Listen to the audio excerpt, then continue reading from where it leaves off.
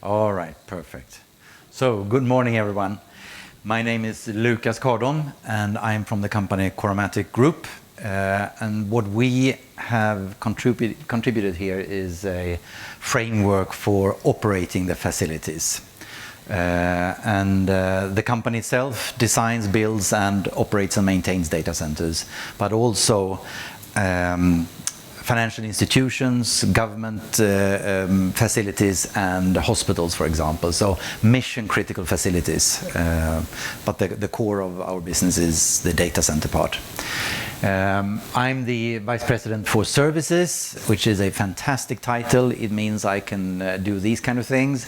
My focus is on operations and ensuring that our customers get the experience of Operation Secure 24/7. In short, the framework, I think you touched upon it a bit, Roberto. Since it's not a product specification, it's not really hardware related in that sense. This is more or all to do with processes and behaviors and organizations and these kind of things. It's an important part of the OCP facility part, but it was also a bit of a strange beast when we started this work.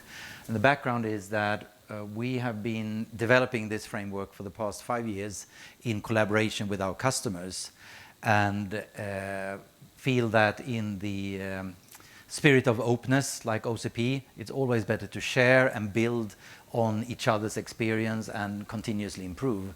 And now we come to the point where this framework is mature enough to be sort of released and used by a lot of organizations.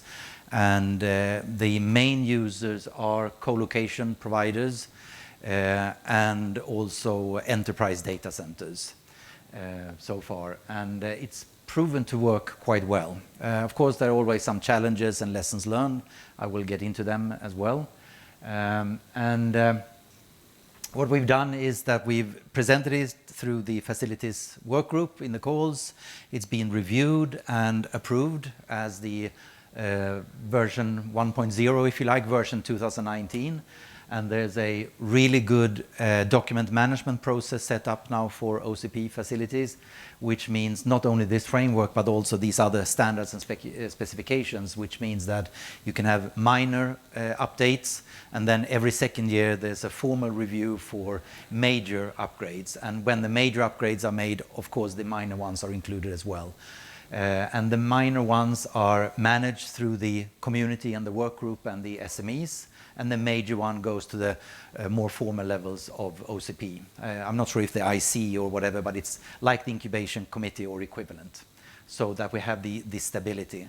And this was an important part for us at Chromatic when we donated this, was to ensure that it actually becomes a living framework and documentation and being used. Otherwise, we could just release it ourselves and keep it as is. So the point is really getting your input and feedback on these things.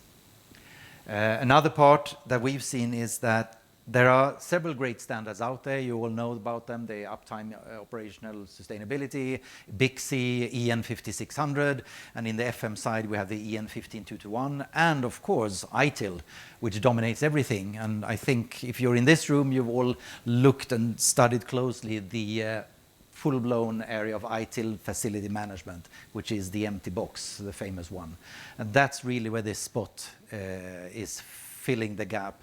And we have spent much effort in making sure that trying to align with these other standards, not reinventing the wheel, but actually leveraging what is out there, but still closing the gaps that we found in these.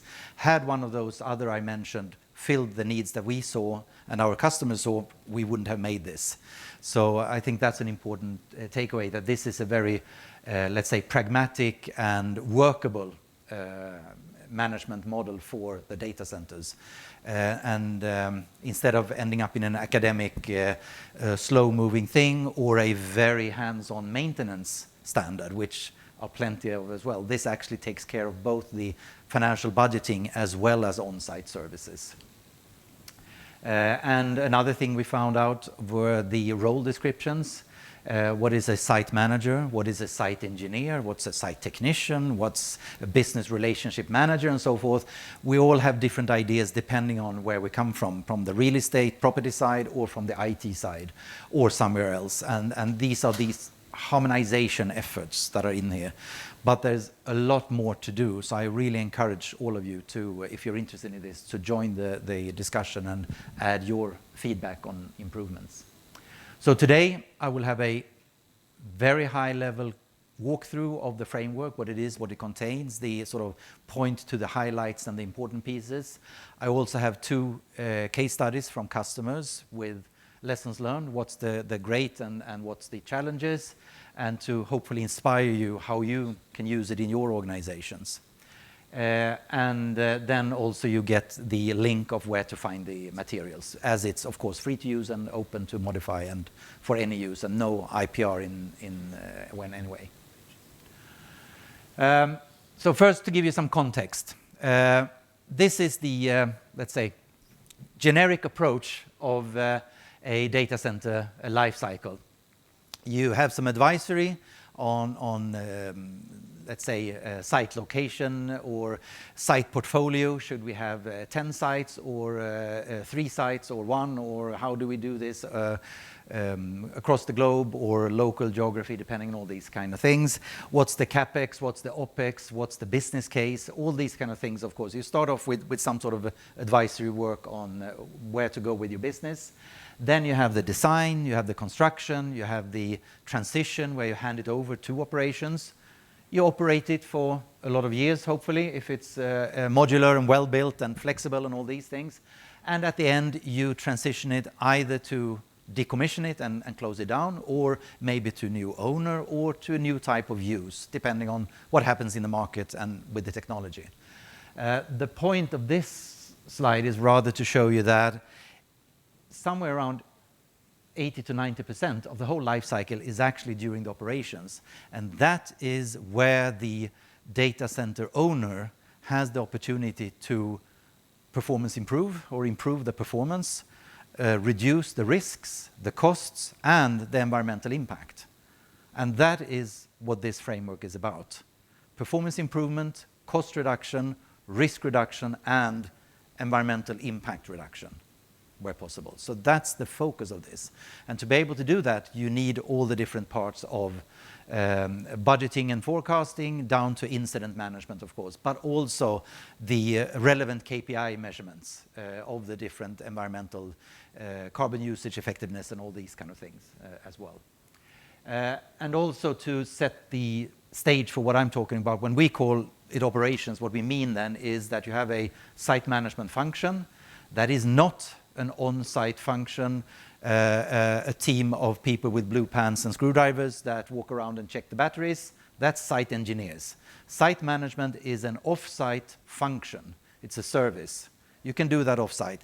It doesn't harm to be on site now and then, and you can be there and overlook and all these kind of things. But site management plans, orders, and follows up, quality assures, and checks the financials. Then you have on-site services, as you can see below.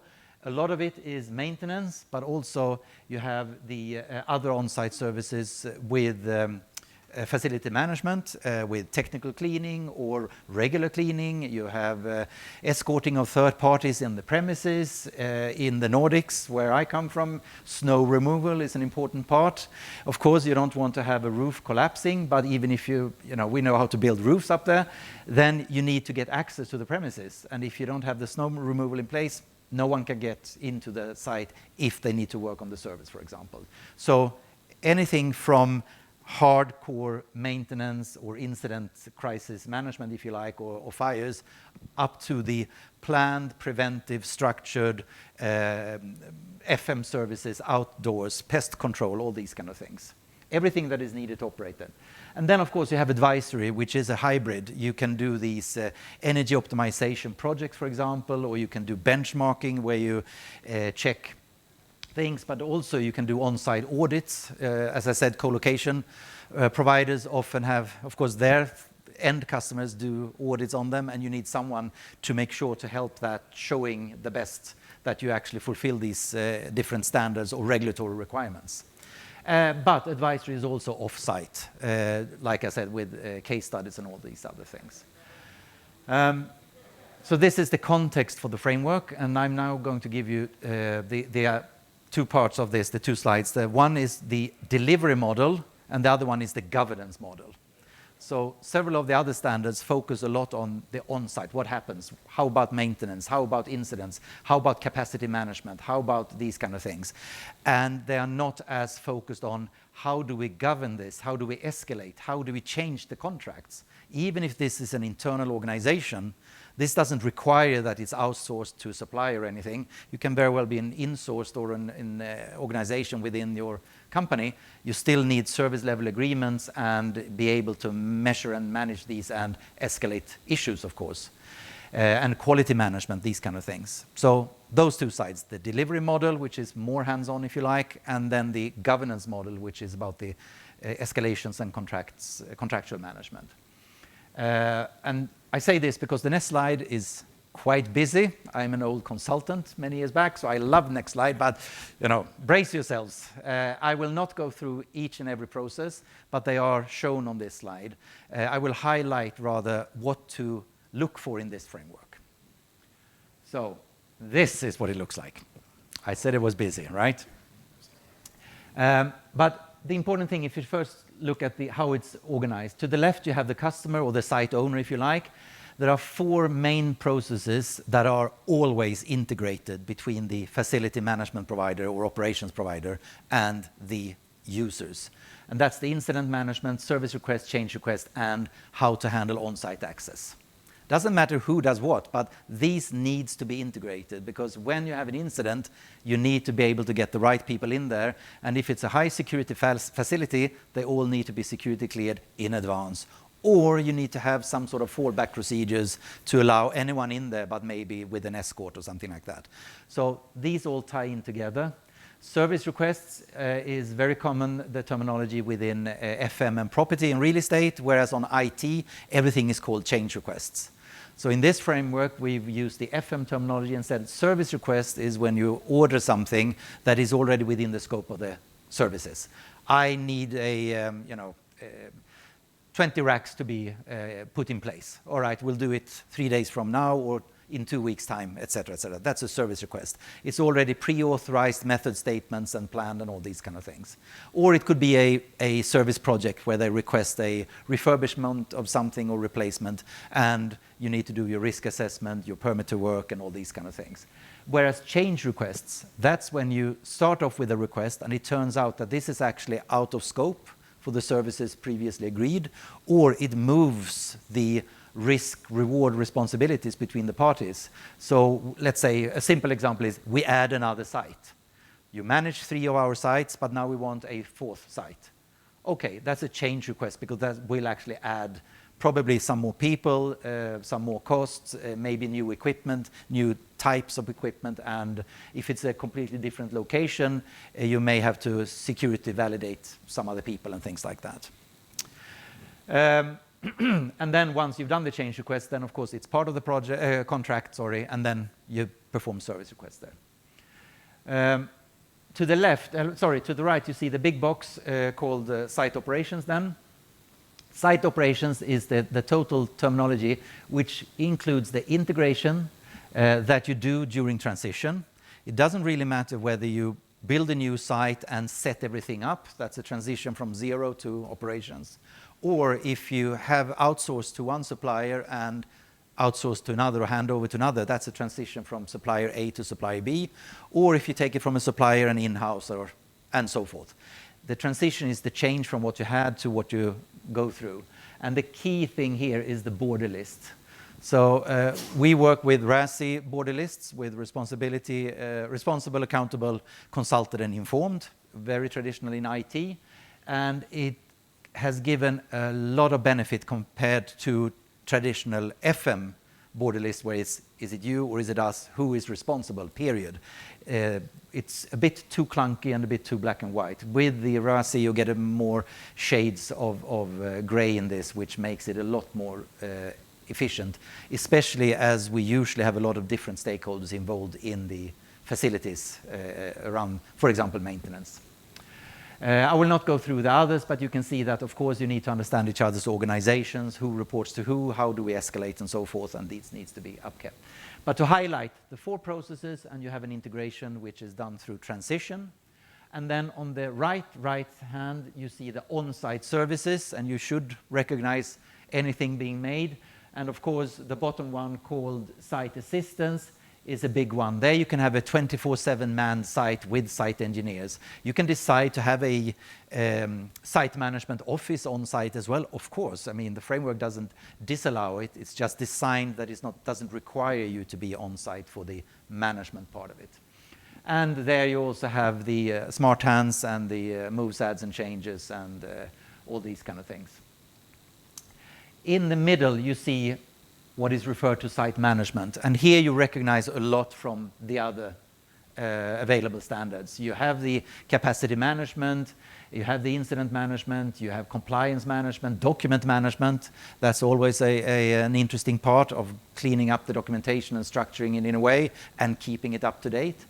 But what I would like to highlight here are the 2 in the middle. The first one at the top is life cycle and financial management. That is having a proper asset list, which includes not only make and model and all these kind of things, but also the specified end of life, but also the current condition and change out forecast. And this is something that is often confused with, it's beyond its end of life. Why? Well, because it's red and bad and smells and it should be dead now. Well, that's not end of life. End of life is what the manufacturer actually tells us. This should be, we guarantee 3 years maybe. It's designed for 6 years, and we will have spare parts for 10 years after we tell you. Something like that, right? So in my example, 6 years would be the specified end of life, but you could still run it for 10 years. It's just that it's beyond end of life, but the current condition is green, and the change-out forecast is not for another 3 years. Something like that. And this has also helped a lot. If you combine this with the border list, then you actually get a really, really relevant life cycle management and change out forecast, which leads into your budget process. So this is important and that is quite weak in most of the other standards, which surprises me. So I think that is one of the highlights here. The other one is the monitoring and reporting. The monitoring and reporting captures everything that you wouldn't put in document management. So document management, it's a bit more stable things. It's the copies of contracts, warranties, soil samples, as-built drawings, all these things. That's the document management. Here you have the continuous monitoring and reporting, but it doesn't have to be automated. It can be, but of course you can have people doing rounds and writing down the numbers if it's that kind of measurement you're taking. Because in the monitoring and reporting, you also monitor and report on, for example, quality assurance. So, do you fulfill health and safety? That's usually an inspection. So that would be sort of manual. And these kind of things. Do people use their badges as they should? Worn visibly. Do they close the doors? You may have technical alarms for the doors, but if not, you can see through the CCTV and so forth. So the monitoring and reporting captures everything that is, let's call it a bit more fluid data or living data. And why I highlight this one and the document management is that these two feed everything into the other processes. So if I have capacity management, that doesn't start with collect the data, analyze it, come up with a suggested improvement, then test it, and then put it in improvement. Because you would have the same on availability management. You would have the same thing on service level management. You would have the same thing on compliance management. Why would each and every process collect data? We have the monitoring and reporting instead. That collects everything, and you can extract the information you want. And if it's a document you need or a more stable data, then you have from the document management.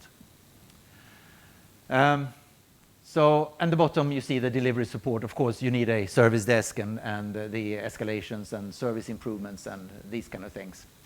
What I want to highlight are those 4 processes, that you have the life cycle financial management, and the on-site services are kept separate. We separate site management from on-site services. It's a lot easier. All right, so this is the delivery model. I'm moving on to the governance model. That's a pretty standard, plain vanilla. Operational, tactical, strategic. And here the example is the operational meetings on a monthly level with meeting of minutes, minutes of meetings and distributed to the right people and all these kind of things. But of course you can have weekly, daily calls and meetings, whatever. There you have all these lot of meetings, typically data center manager level, and then you move up to the tactical level. So if you have a service request that turns out actually to be a change request, that changes the contract or something, then it goes to the tactical level for agreement, and if they don't agree, then you take it to the tactical level, strategic level for final resolution. These are populated by named individuals and titles, so this is a very important part that needs to be continuously upkept. This is part of this organization. And the reason to keep this upkept is that you also use this in the incidents. How do we escalate? You know, if they haven't resolved it within, for example, 4 days on operational level. If they can't agree, then it goes to tactical. If they can't resolve it in 3 days, then it goes up to the strategic level, and then within 1 week. So that means a maximum of 2 weeks, and then you should have resolved something that is, let's call it an administrative thing. But if it's an incident, you can put it on saying, if it's not solved within 4 hours on operational level, you escalate, maybe immediately. But it's still the same organizations you escalate to, because these are the ones that handle the contract, if you like, internally or externally. So Chromatic being a supplier, here we typically have the business relationship manager or account manager together with the contract manager. So the contract manager is responsible for the operations contract, the business relationship manager is responsible for the whole customer. And then up here we would have a managing director or a vice president or something like that to be able to take the mandated decisions. This is exactly the same as in ITIL and EN 15221 and all these. So the two cases. Wow. The first one to the left is Swedbank in the Nordics. We have 4 large banks that dominate the market, and Swedbank is one of them. In this case, they have a more than 10 years contract with us where we design, built, and now operate their data center, their primary site for all their countries. And it's completely run on availability SLA. Only 2 SLAs. It's uptime according to tier 3, so 99.982% on power, and a similar, let's call it that, on ASHRAE, keeping within a certain envelope of ASHRAE at the same percentage. And if we slip outside, there's more and more penalties the longer time before we bring it back again. And of course the same with power. The longer, the more expensive. That's it. There's no response time, there's no reaction time, there's no number of people on site, there's nothing else. These are the 2 SLAs, period. And for that, we get a fixed quarterly fee, which has been set for the actually 14 years from originally. Now it's 10 years, 10 years left, with a simple index that both parties agreed before the contract started. They don't pay anything else apart from energy use, and if they make service requests for different projects and all that. And if something breaks down, let's say Genset or a couple of them break down, it's on us. It's our risk. We take that cost. So we carry the asset risk on that contract. So it's a pure play service delivery to them. And they pay based on capacity. So they have capacity stages. They can step up, they can step down, and it goes up and goes down from a cost perspective.